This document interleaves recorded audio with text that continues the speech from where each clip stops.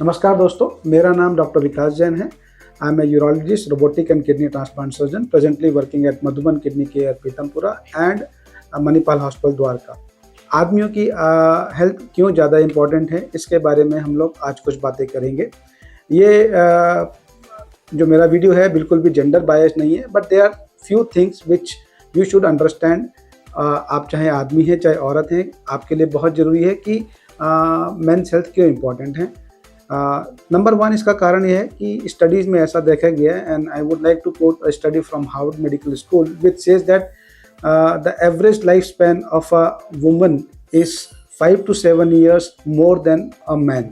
तो normally females 5 से 7 साल ज़्यादा जीती हैं। आइए जानते हैं इसके पर्टिकुलर रीजंस क्या हैं और कैसे हम लोग मेंस हेल्थ के बारे में अवेयर होकर आदमियों का लाइफ स्पैन थोड़ा सा बढ़ा सकते हैं। इसमें नंबर वन जो रोल होता है वो जेनेटिक्स का होता है। नॉर्मली अगर आपको मालूम हो तो 23 पेयर्स ऑफ क्रोमोसोम्स होते हैं, इसमें से 22 पेयर्स कॉमन होते हैं आदमी और औरतों में, बट एक एक्स क्रोमोसोम एंड एक वाई क्रोमोसोम दोनों में डिफरेंट होता है। तो फीमेल्स में यूजुअली एक्स क्रोमोसोम होता है, मेल्स में वाई क्रोमोसोम होता है। तो वाई क्रोमोसोम के अंदर थोड़े से जीन्स कम होते हैं, and that Y chromosome has been linked to many chronic conditions which are prevalent in man. So genetically हम कहें तो men are more prone to chronic diseases. So one of the reasons why men should take care about their health, that is number one.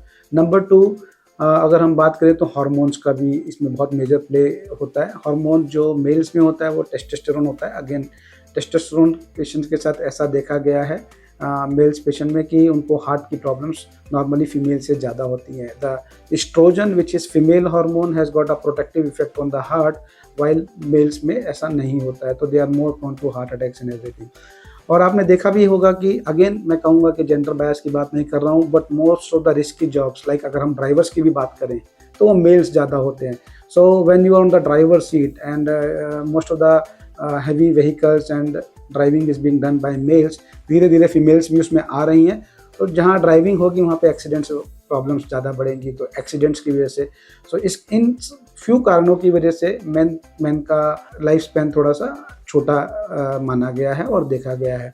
तो इसको हम लोग कैसे बढ़ा सकते हैं? डेफिनेटली आपकी ज़िंदगी में अगर कोई आदमी है तो उसको टेक केयर कीजिए।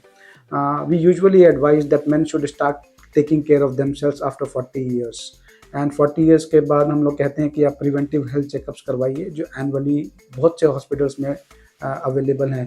तो उसमें बेसिकली क्या होता है कि इन टेस्ट, ये एक कॉम्प्रिहेंसिव टेस्ट होते हैं जो आप हर साल करवा सकते हैं, और कुछ बीमारियां जो हम लोग एट एन अर्ली स्टेज पकड़ सकते हैं और हम लोग को क्यूरेटिव इंटेंट के साथ ट्रीट कर सकते हैं। उसमें से एक एग्जांपल कैंसर प्रोस्टेट का है। सो प्रोस्टेट आदमियों में होने वाला सबसे one of the most common cancer है, दो एक कॉमन है और इसको डायग्नोज करना भी मच ईजियर है। तो अगर आप 40-45 ईयर्स के बाद अपना एनुअल हेल्थ चेकअप करवाते हैं, स्पेशली 45-50 ईयर्स के आसपास, तो उसके अंदर हम लोग एक ब्लड टेस्ट करते हैं जिसको PSA कहते हैं। If the PSA is on the higher side then the chances of having the prostate cancer is high. तो उस केस के अंदर हम लोग आपको अगर PSA हाई होता है तो उसके हिसाब से आगे फर्दर इन्वेस्टिगेशंस करके, अगर वो हाई है because of cancer prostate, we can diagnose it at early stages. And early stage में डायग्नोस करने से हमारे पास बहुत सारी ट्रीटमेंट मोडालिटीज़ अवेलेबल हैं जिससे हम लोग उसको ऑलमोस्ट क्योर कर सकते हैं। So early diagnosis really makes a lot of change in the management of cancer prostate.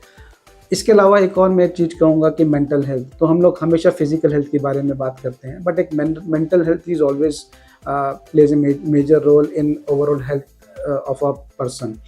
Mails के अंदर अगर आपने देखा ही होगा कि males are usually the earning members of the family. उसमें ऐसा होता है कि उनके पास स्ट्रेस बहुत ज़्यादा होता है, and those stress sometimes are not able to handle. तो अगेन मैं सब फीमेल्स पार्टनर्स से यही कहूँगा कि अगर आप अपने मेल पार्टनर्स को always support them, because they might be going through something which they are not able to tell you openly, because क्योंकि वो क्या होता है, कई बार मेल ईगो होती है जो आपको बता नहीं पाते हैं। तो उसमें आपको उनका सपोर्ट करना और उनके साथ रहना बड़ा इंपॉर्टेंट होता है, because if you are by their sides तो आदमी लोग कोई भी मुसीबत से इजीली लड़ सकते हैं। तो ओवरऑल एस्पेक्ट में मैं ये कहूँगा कि हर आदमी को अपना ख्याल रखना चाहिए after 40 years of age, and with few tips and by taking charge of their health, they can actually live longer, which is the need of the hour. Thank you so much. मुझे सुनने के लिए नमस्कार.